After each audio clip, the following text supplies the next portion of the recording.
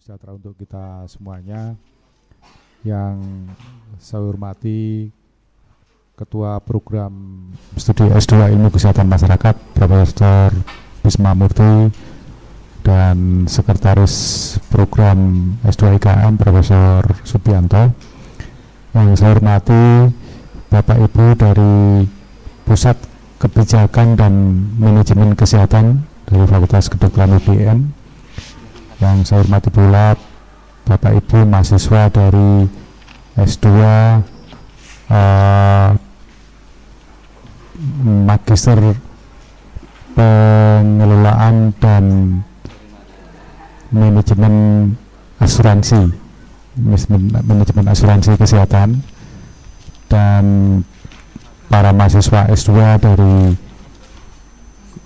Ilmu Kesehatan Masyarakat UNS.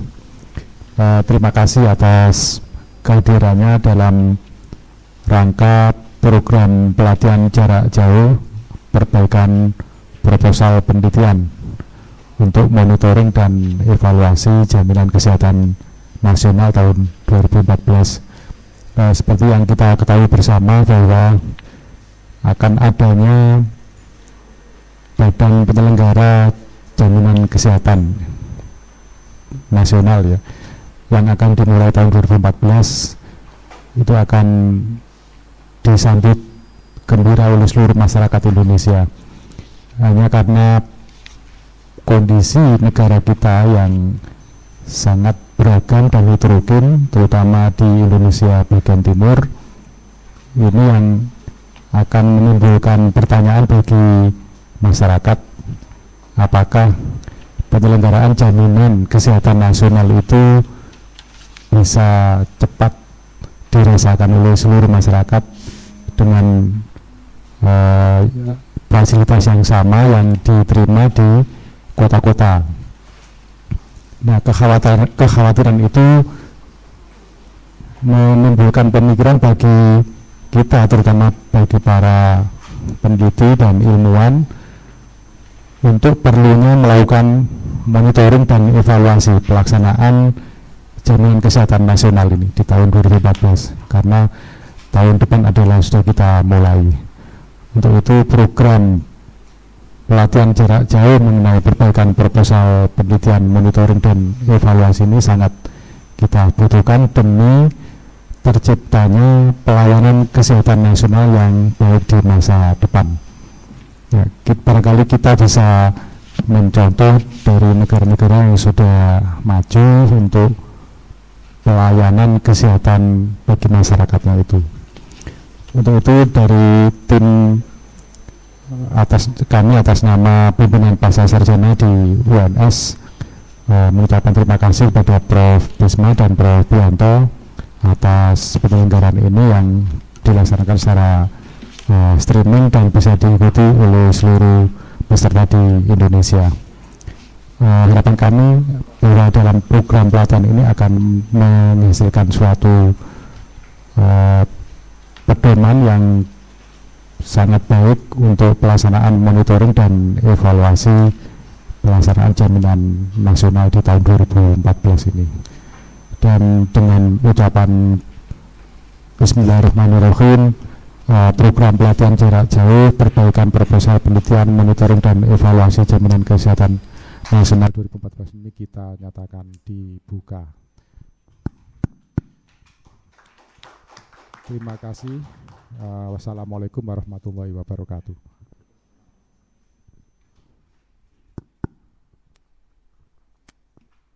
Assalamualaikum warahmatullahi wabarakatuh. Terima kasih Prof. Yunus, ini adalah Direktur Pasca Sarjana UNS, telah membuka. Terima kasih juga Prof. Bianto setelah dari kuliah bersedia untuk mengikuti, karena ini materinya tentang public health, jadi saya senang bisa mahasiswa S2 IKM juga bisa ikut serta di sini.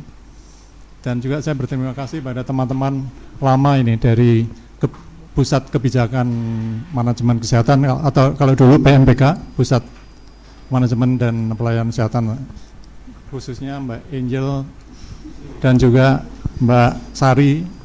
Tadi saya lihat karena setelah lebih dari 15 tahun baru punya kesempatan untuk melihat kantor kami ini. Ya, sempat atau baru bersedia untuk untuk mengunjungi kami. Terima kasih juga untuk ini semuanya diatur oleh Mas Fauzi dengan tim streaming. Jadi mungkin langsung saja. Jadi pertemuan ini adalah pertemuan untuk sekian kalinya dari Kupang dan sebelumnya dalam rangka untuk mengembangkan atau membuat proposal penelitian, monitoring dan evaluasi, yaitu monitoring dan evaluasi program BPJS Kesehatan atau Jaminan Kesehatan Nasional yang akan dimulai 1 Januari 2014 ini. Karena ini menyangkut tujuan besar, yaitu supaya nanti bisa mencapai universal coverage dan melibatkan uang puluhan triliun rupiah, maka ini perlu diawasi, perlu dimonitor apakah ini prosesnya berjalan dengan baik dan mendapatkan hasil yang sesuai dengan diinginkan. Tujuan dari pertemuan ini sesungguhnya 3. Tadi pertama adalah untuk akuntabilitas. Jadi program BPJS Kesehatan kan harus akuntabel, jadi ini harus dikawal dengan suatu penelitian MONEF. Dan ini kami pada posisi sebagai peneliti independen, karena kalau di dalam Undang-Undang SJSN dan BPJS itu yang diberi peran atau diberi tugas itu adalah Dewan Jaminan Sosial, dan juga yang independen itu dari OJK atau Otoritas Jasa Keuangan. Nah, ini Otoritas Jasa Keuangan itu termasuk kita, itu termasuk yang independen. Hanya saja kalau OJK ini urusannya kalau monitoring evaluation tentang finansial itu ya bagus, tetapi kalau dikaitkan dengan kesehatan mungkin kemampuan mereka terbatas, sehingga kami itu melakukan monitoring evaluasi ini dalam rangka untuk ini supaya akuntabel tadi. Yang kedua adalah untuk program development, untuk memperbaiki atau program improvement untuk memperbaiki program Jaminan Kesehatan Nasional alias BPJS Kesehatan itu sendiri. Ini karena di dalam perjalanannya kan sangat baru ini. Jadi nanti yang akan mengelola kan yang PT Askes yang sekarang ini. Jadi kan akan memenuhi banyak tantangan, sehingga ini merupakan bagian untuk memperbaiki program. Jadi kalau istilah pendidikan ini merupakan proses formatif. Yang ketiga adalah untuk pembelajaran atau pelatihan. Oleh karena itulah kita ini melibatkan berbagai institusi di seluruh Indonesia, institusi pendidikan maupun penelitian. Ya. Ini sesuai dengan komitmen dari Prof. Laksono ya sejak awal, yaitu yang ingin memberdayakan institusi di semua daerah di Indonesia itu. Jadi yang berdaya itu diharapkan tidak hanya UGM dan atau universitas yang besar, tetapi idenya yang saya ketahui dari Prof. Laksono adalah supaya universitas-universitas lainnya di seluruh Indonesia itu juga mampu untuk melakukan penelitian, mampu untuk melakukan monitoring evaluation yang seperti kita lakukan sekarang.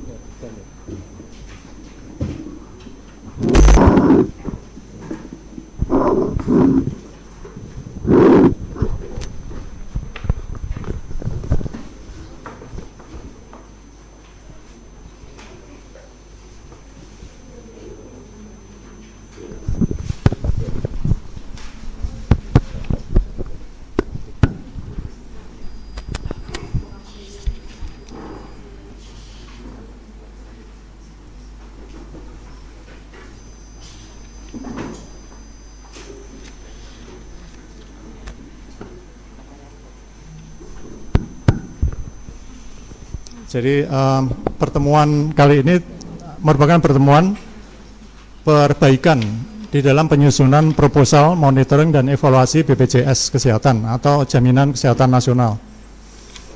Agenda pertemuan adalah membahas bab 1 proposal yang sudah dibuat oleh Mas Fauzi dengan Prof. Laksono dan kawan-kawan, dan saya kira itu sudah ada 30 halaman lebih seperti yang kita lihat yang sudah di copy ini.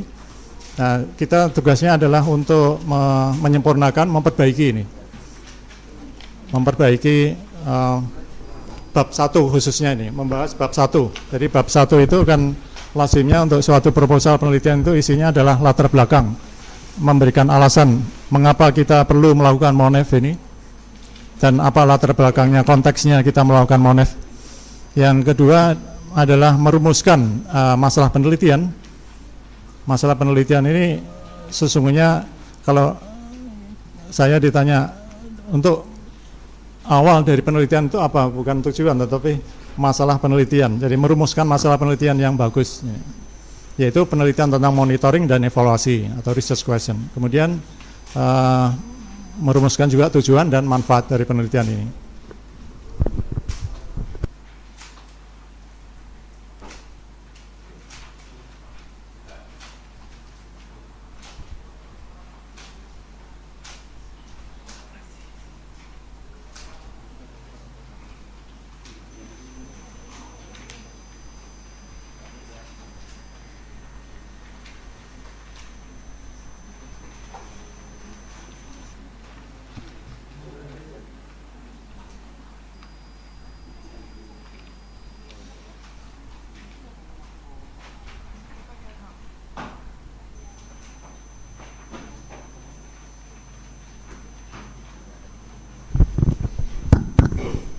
Agenda kedua adalah membahas pertanyaan. Jadi yang sudah ini ada berbagai pertanyaan dari seluruh Indonesia berkaitan dengan ini. Keinginan kita untuk melakukan MONEF ini dari berbagai anggota di daerah. Jadi kita mau membahas pertanyaan tersebut, menjawab pertanyaan tersebut. Kemudian saya sebaiknya mau mengulangi lagi apa yang sudah kita rumuskan di Kupang. Tentu saja nanti ini tidak semuanya bisa kita teliti, tetapi kita mulai dari basic awal dulu. Ini juga sudah saya sampaikan di dalam suatu pertemuan yang serupa di Kupang, ya, kira-kira 1,5 bulan yang lampau. Area dan masalah penelitian untuk monitoring dan evaluasi. Jadi tujuan monitoring adalah ini. Pertama adalah untuk akuntabilitas. BPJS Kesehatan menyangkut uang besar dan tujuan besar ini perlu akuntabel, bisa dipertanggungjawabkan. Yang kedua adalah untuk mengembangkan atau memperbaiki program, yaitu program BPJS Kesehatan itu. Yang ketiga adalah untuk saling belajar ini, data sharing dan juga saling belajar bagaimana melakukan MONEF ini dengan baik. Nah, sesungguhnya BPJS maupun SJSN itu gunanya adalah untuk mencapai yang kita sebut sebagai cakupan semesta ini. Cakupan semesta itu sesungguhnya secara implisit, eksplisit itu disebutkan di dalam Undang-Undang Nomor 40 Tahun 2004 tentang SJSN yang mengamanatkan adanya jaminan kesehatan untuk mencapai cakupan semesta. Maksudnya cakupan semesta itu apa? Adalah keadaan yang dihasilkan dari suatu sistem kesehatan di mana setiap warga itu memiliki akses terhadap pelayanan kesehatan yang dibutuhkan. Pelayanan dibutuhkan itu bisa preventif, promotif, kuratif, rehabilitatif, ataupun paliatif bahkan, dan bermutu dengan biaya yang terjangkau. Itu definisi dari universal coverage atau cakupan semesta seperti itu.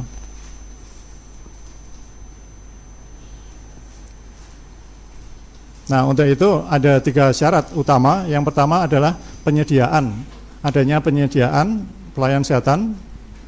Yang kedua adalah kualitas pelayanan kesehatan itu sendiri, dan yang ketiga adalah proteksi finansial atau perlindungan finansial melalui sistem praupaya. Praupaya yang digunakan di Indonesia ini dua, yaitu sistem asuransi, dan yang kedua adalah sistem yang berbasis pajak. Seperti kalau dulu Jamkesmas, itu nanti juga digunakan di dalam BPJS Kesehatan ini, di samping asuransi yang akan dibayar preminya oleh warga, oleh para pekerja.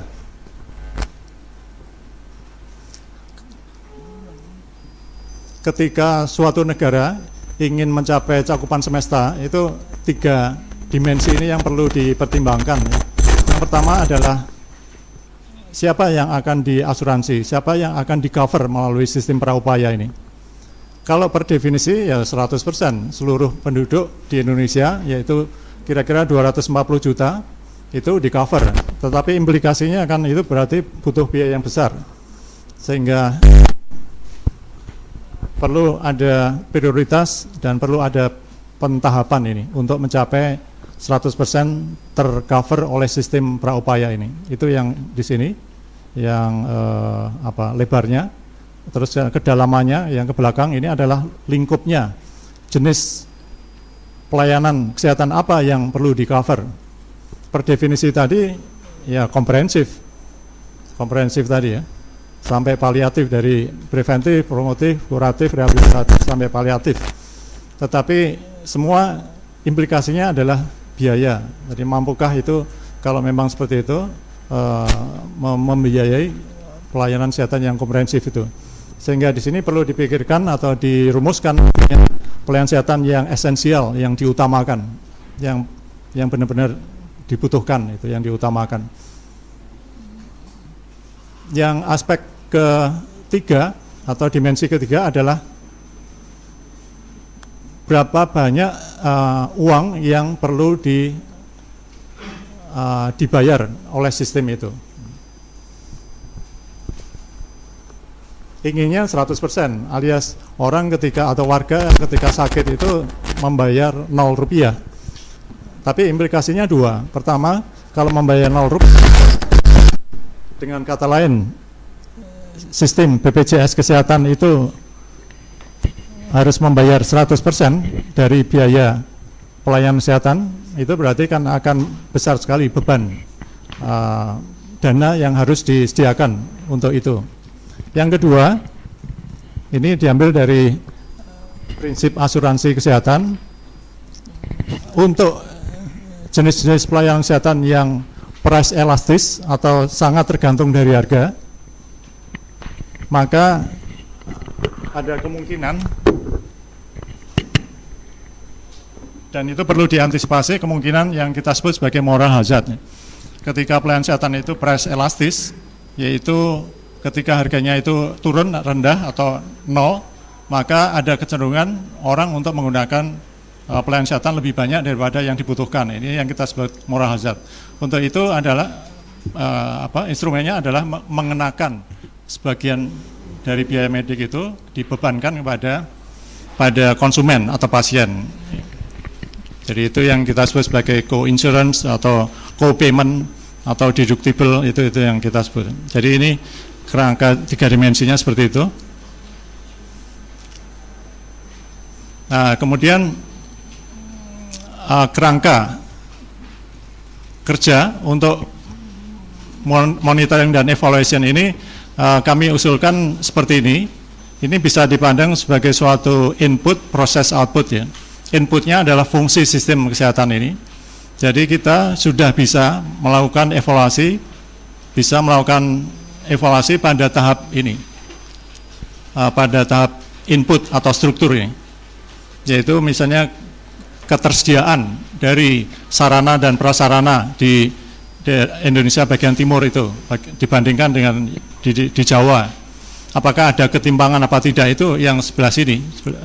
Jadi dari fungsi sistemnya. Jadi di sini mencakup, jadi sistem kesehatan itu kan mencakup penyediaan pelayanan kesehatan, mencakup pembiayaannya, kemudian penyediaan sumber daya, dan yang ketiga adalah regulasi atau stewardship. Yang keempat, Kemudian kita juga bisa memonitor dan mengevaluasi variabel antara ini. Kita bisa sebut sebagai proses ini atau instrumental goals, saya sebut itu, yaitu tentang kualitas pelayanan, keadilan penggunaan pelayanan kesehatan, dan distribusi sumber daya, kemudian barangkali efisiensi.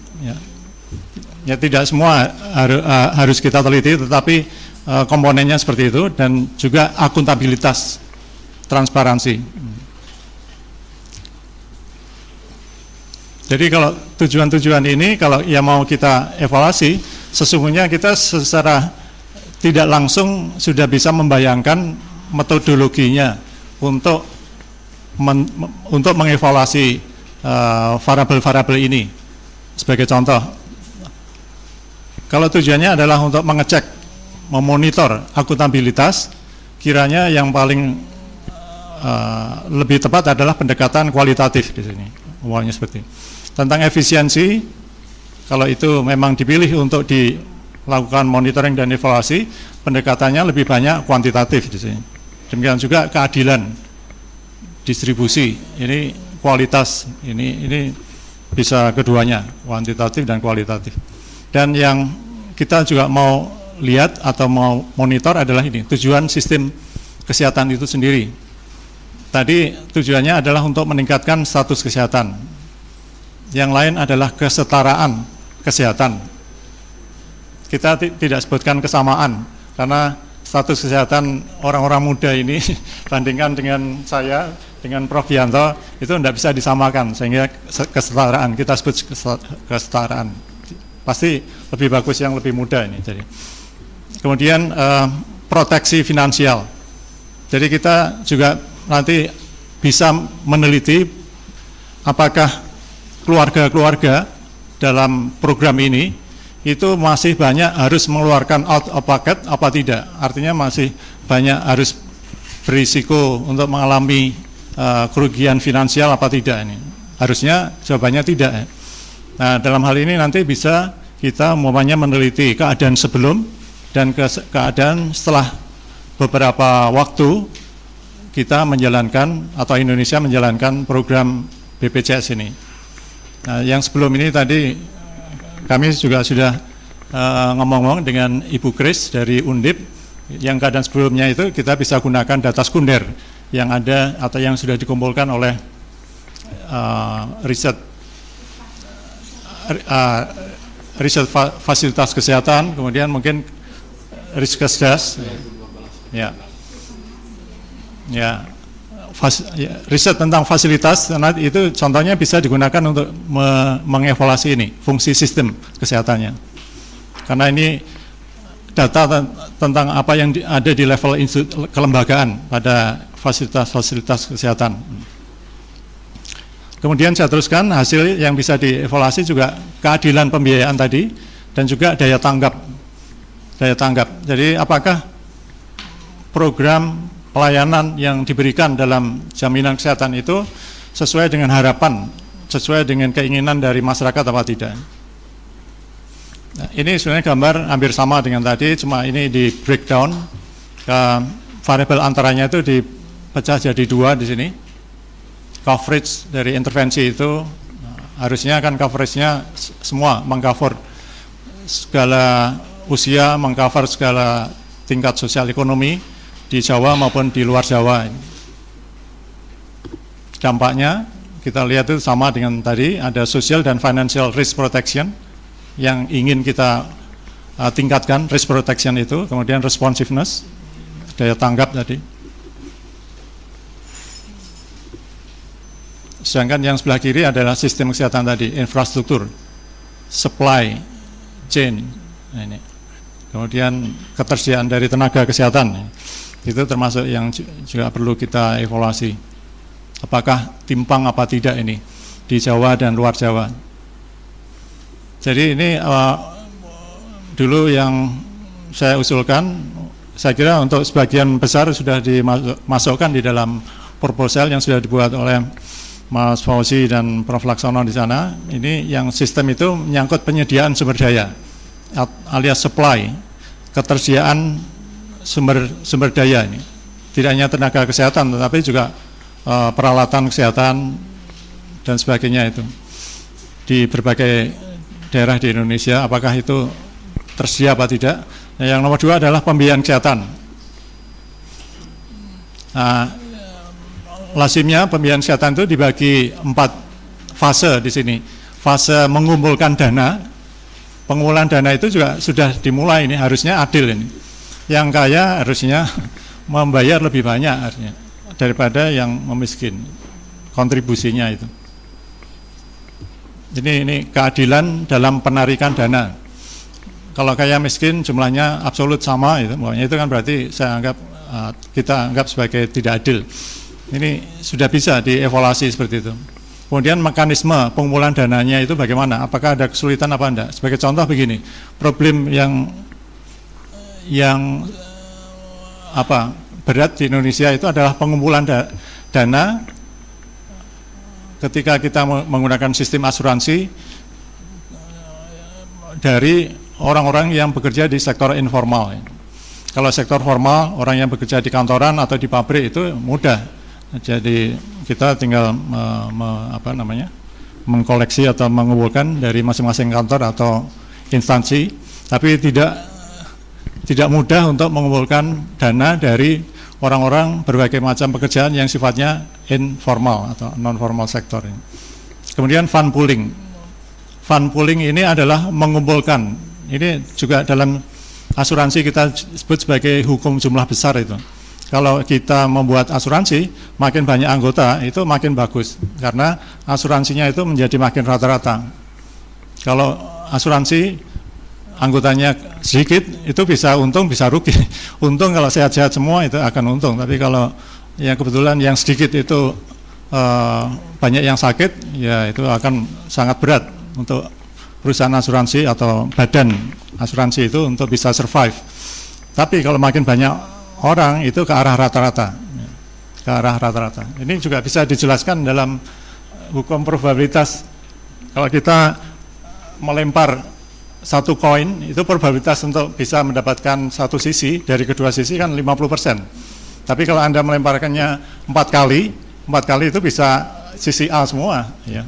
Tetapi kalau Anda melemparnya 1000 kali, nah itu nanti akan mendekati 50-50 tadi, sesuai dengan teorinya.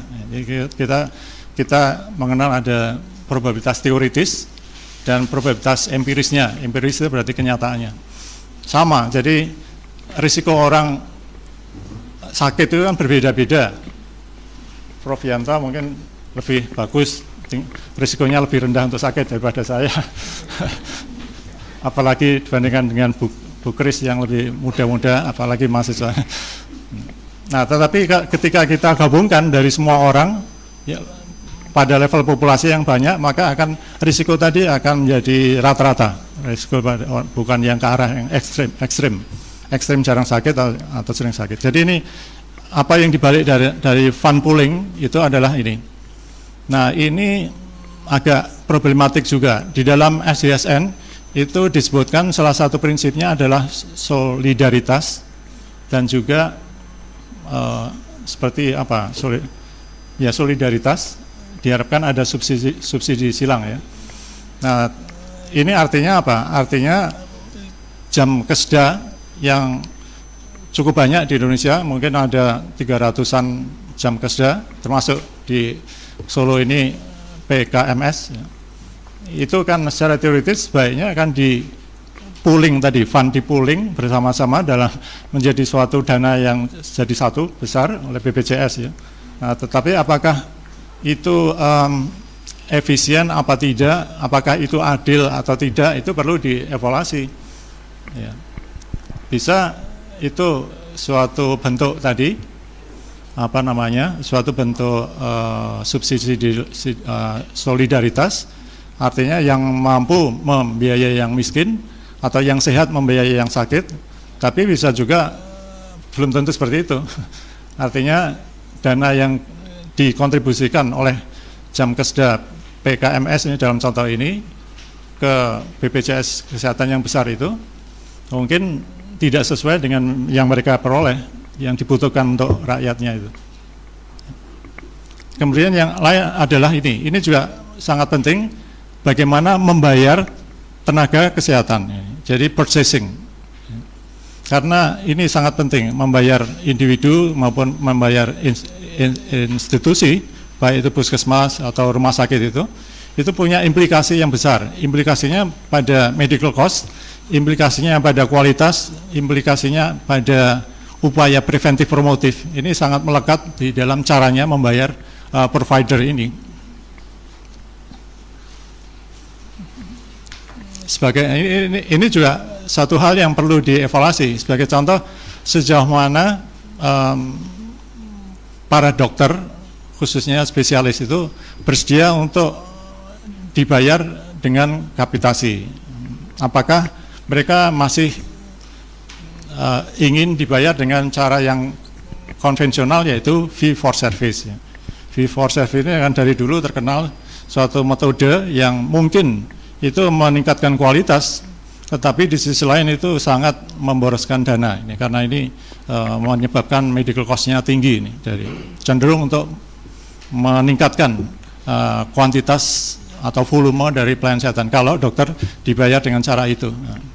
Tapi di sisi lain, seperti yang juga berkali-kali disampaikan oleh Prof. Laksono dan juga di latar belakang, kita juga perlu fair, artinya perlu meneliti apakah besaran income yang diperoleh dokter dengan program BPJS Kesehatan ini memadai untuk mereka itu bisa hidup dengan layak sebagai tenaga kesehatan, sebagai dokter ini. Ya, karena itu mungkin bisa saja ini dianggap terlalu kecil, apalagi kalau di daerah. Nah, ini perlu juga untuk diteliti atau dievaluasi ini, purchasing health service. Kemudian nomor 3 adalah penyediaan pelayanan kesehatan tadi. Saya kira kalau di sini penyediaan sumber daya ini dibedakan, penyediaan pelayanan kesehatan ini. Jadi kalau di struktur ini, kalau kita di ekonomi ada supply dan demand, ini lebih banyak pada supply-nya, pada sisi penyediaan supply. Sedangkan pada demand-nya itu mulai dari sini, jadi variabel antara atau proses atau instrumental goal sini itu mencapai ini untuk sebagian demand, untuk sebagian supply. Contohnya kualitas pelayanan kesehatan ini. Jadi mungkin juga kita perlu teliti. Begini, saya kira ini nanti yang kita lakukan itu kalau di dalam terminologi penelitian itu kan ada penelitian deskriptif dan analitik ya. Kita sama di monitoring dan evaluation itu kan juga merupakan penelitian. Nanti yang akan kita hasilkan itu tidak hanya deskriptif tapi juga analitik, artinya menghubungkan variabel. Umpamanya tadi kualitas pelayanan kesehatan itu dihubungkan dengan cara pembayaran tadi. Cara pembayaran dokter ini ada korelasi enggak? Apakah kalau membayar dengan kapitasi itu kualitasnya lebih baik atau lebih buruk? Itu nanti bisa, itu artinya analitik. Tetapi apakah kualitasnya tinggi atau rendah tanpa menghubungkan dengan variabel lain, maka ini kita sebut sebagai penelitian deskriptif. Harapannya tinggi tentu saja. Kemudian keadilan penggunaan, ini juga saya lihat sudah di proposal itu sudah disebutkan beberapa kali keadilan. Ini sejak zaman reformasi, ini kata keadilan itu muncul. Kalau di zamannya Pak Harto, yang sering kita lihat gambarnya di stiker-stiker itu, yang melambem. Itu dulu tidak ada istilah keadilan itu. Pemerataan, kalau dulu itu pemerataan. Padahal itu berbeda. Pemerataan itu konotasinya akan semua mendapatkan sama ya. Kalau keadilan, untuk adil tidak harus semua mendapatkan sama. Efisiensi ini mungkin yang saya lihat di sana tidak ada di mana di proposal. Saya kira ya saya setuju, mungkin efisiensi ini prioritas yang belakangan untuk mengevaluasi BPJS Kesehatan ini. Tapi keadilan ya, ini prioritas utama, keadilan. Terus kemudian transparansi pembiayaan tadi, yaitu keterbukaan dalam perhitungan biaya, penggunaan dana, dan lain-lain, itu yang kita sebut akuntabilitas tadi. Dan yang terakhir, dan mungkin hasilnya belum bisa dilihat dalam tempo setahun ya barangkali, itu adalah ini hasil outcome atau impact-nya, yaitu status kesehatan. Diharapkan kan kesehatannya meningkat populasi di Indonesia ini setelah ada program BPJS Kesehatan. Tapi yang lain itu bisa diukur segera. Umpamanya ini tadi, perlindungan pembiayaan atau financial protection, itu bisa. Sejauh mana keluarga-keluarga itu banyak yang masih mengalami catastrophic healthcare expenditure. Harusnya menurun. Bahkan ya harapannya tidak ada yang mengalami catastrophic healthcare expenditure. Kita umpamanya bisa menggunakan WHO. Kalau WHO itu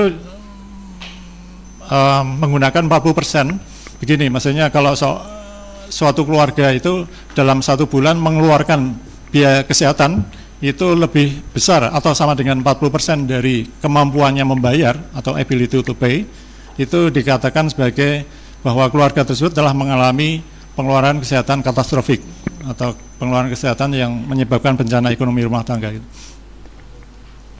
Harusnya dengan program ini itu peristiwa itu tidak terjadi. Yang nomor 4, keadilan pembiayaan, equity and financing ini.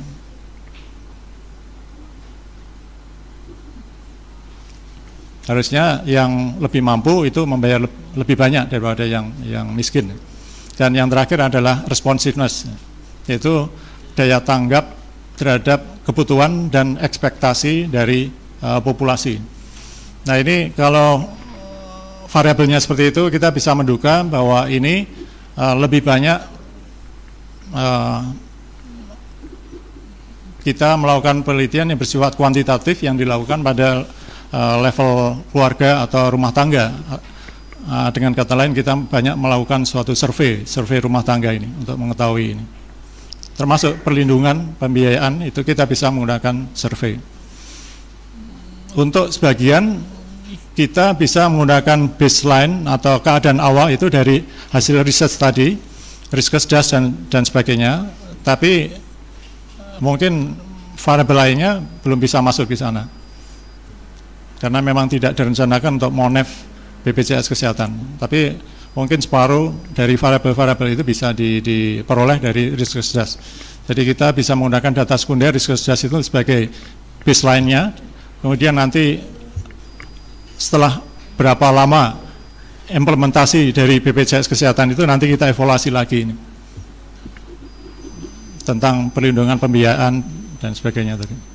Saya kira itu yang bisa saya sampaikan, dan untuk selanjutnya tentang perbaikan ini mic-nya saya serahkan kepada Mas Fauzi ini.